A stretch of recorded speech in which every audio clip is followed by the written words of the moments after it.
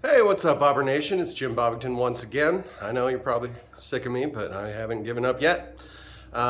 Today we are going to do a little bit of unnecessary maintenance. Picked up some Iridium spark plugs. So we're going to upgrade the spark plugs is the plan. Main reason I wanted to do this, obviously it's supposed to give you a little bit better performance. Quicker throttle response, things like that. But every once in a while when I fire her up for the first time, she might sputter a little bit. Never an issue at all once she's running, and it doesn't seem to have anything to do with fuel. Because I'll prime it 2 or 3 times. There's plenty of fuel. So let's see if she'll do it.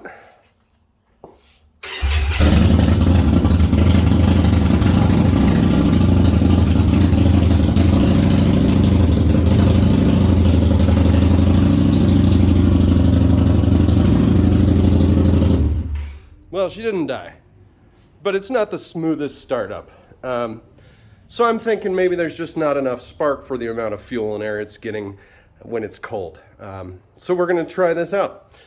To install or maintain your spark plugs, you do have to remove your seat and your gas tank. This will be the first time I'm removing the gas tank. So we'll go over the whole process and fire her up at the end and see if it's any better.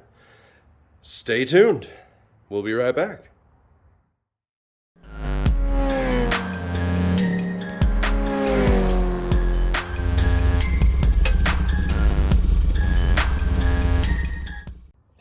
Okay, so first thing you do have to do is remove the seat. If you have a stock seat, it's going to be a lot easier. You just pull that up basically. But since I have the 1920, there's 2 bolts underneath. These are 6mm Allens. And then the seat comes free of the bracket. Now you've got 4 more bolts up here, all same size.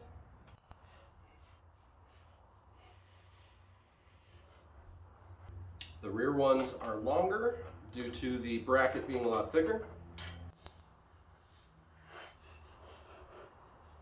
Okay, bracket is free. Now you got to remove the close off plate.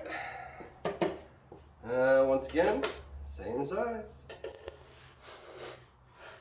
Now the nipple or what have you that holds the stock seat on is still holding that. Alright, that's a 13. Okay, so for this nipple, you're probably going to need a deep socket.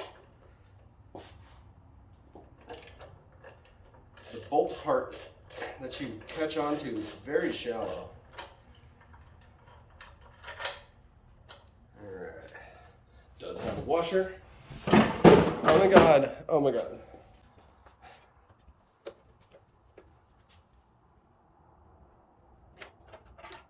You lift up the tank, comes right out. So now you can see the tank is a bit loose. So you do have these 2 rubber lines you need to disconnect. They pull right off. No big deal. And then you get a bit more play here. So I'm just going to shove a piece of wood with a towel on it under there. And now we can see underneath the tank a bit better. Okay, so right here is the fuel line we need to disconnect. There's kind of a button on top and a button on the bottom. You need to press those both at the same time and pull it out. I'm going to shove some towels under there first.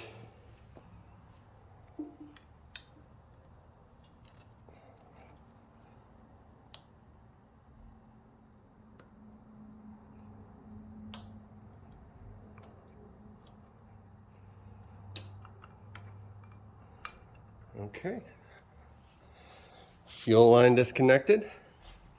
It does kind of route under the frame, so you'll want to shove it back in there before you pull up, but we've also got another electrical connector we need to disconnect. All right, so let's push the fuel line back out of the way. Let's see if I can show you this.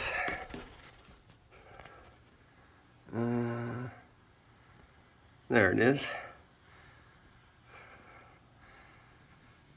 So that guy right there, that's our electrical connector that we gotta disconnect. So it's kind of a pain to get to. You gotta kind of get under it with one hand to pull the little tab out.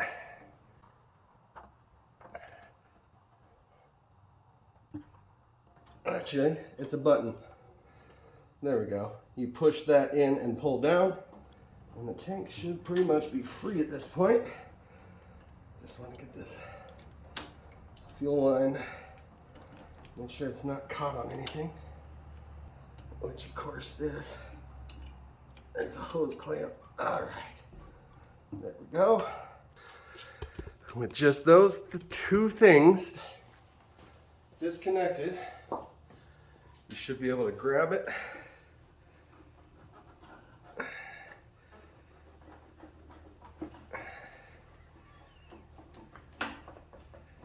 and wiggle it right off.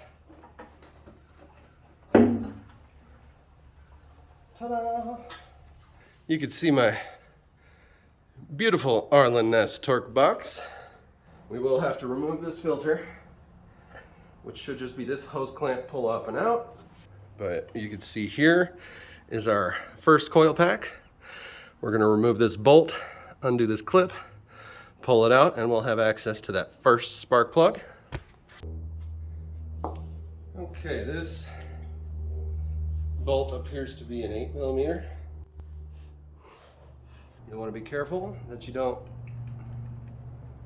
drop it and lose it into the abyss.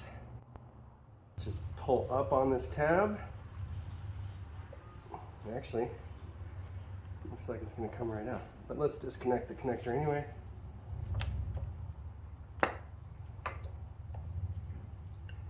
Pull this right out. All right, I finally found my spark plug socket. And of course I lost the rubber gasket inside that pulls it out. Luckily I do have a magnet. Not completely loose yet apparently. There we go. Focus. So there's our stock spark plug. A lot different looking than the new spark plug. I did pre-test these gaps to 0.03, which is the stock spec. We're going to gently drop this down in there.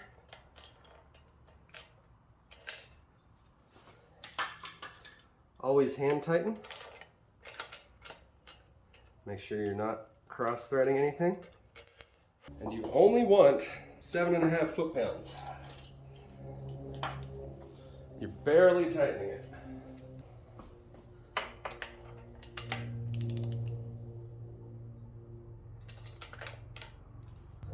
Then you can push your coil pack right down in there again. Make sure it's seated all the way down. Plug the clip back in. Now, unfortunately, if you have a stock intake, this part is going to be a much bigger pain in the ass, and you might as well install a new intake while you're in there. You'll have to take off half of the frame at least to get the stock intake out, which would require jacking up the engine.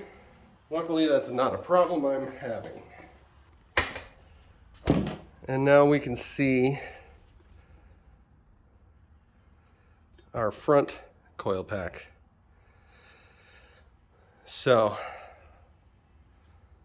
we'll get that out and start putting everything back together.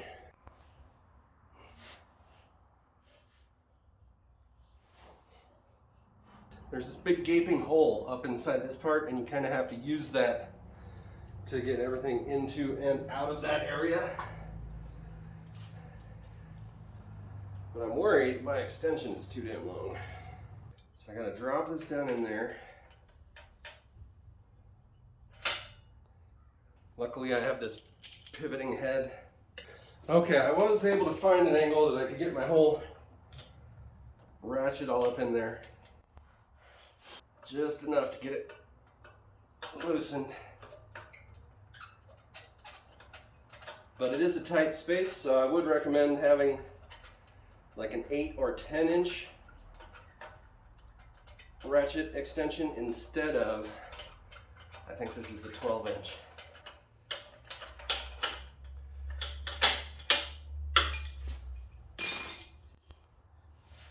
All right, number 2 is out.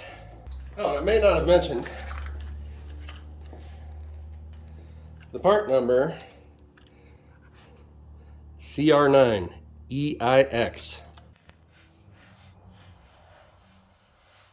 This is awkward, I will tell you that. And it's getting real hot outside.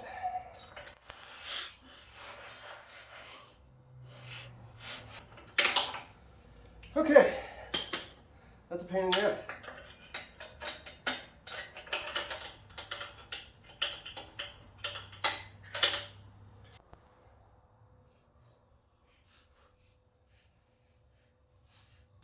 Okay, now we can get the intake back on.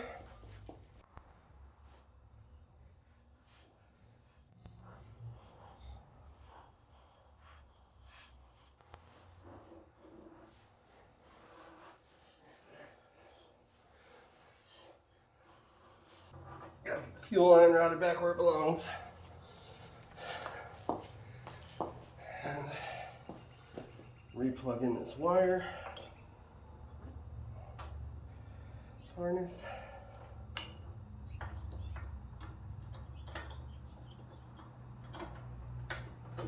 Click. All right.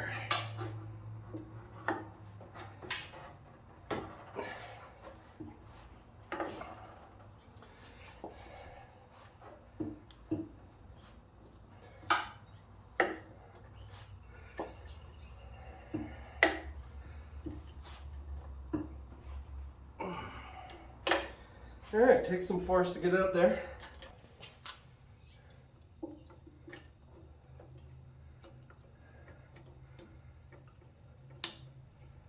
We should probably try to start it up.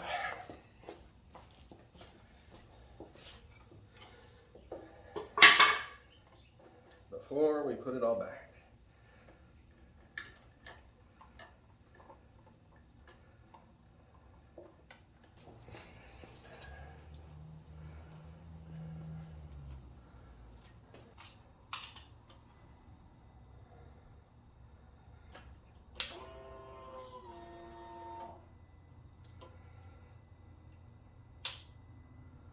Just going to prime it a couple times since we did kind of run that line dry.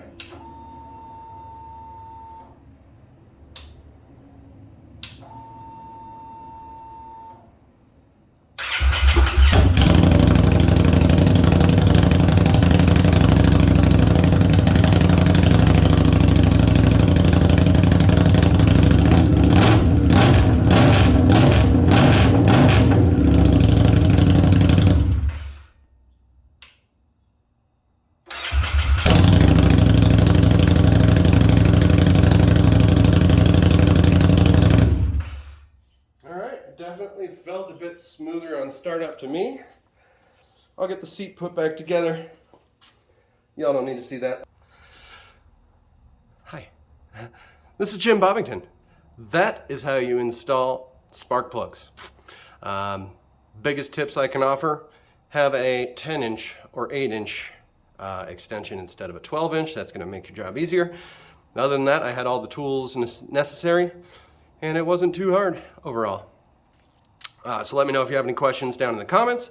Give me a like, subscribe to the channel. As always, this is Jimbobbington reminding you, don't be a skid mark. We'll see you next time. Bye!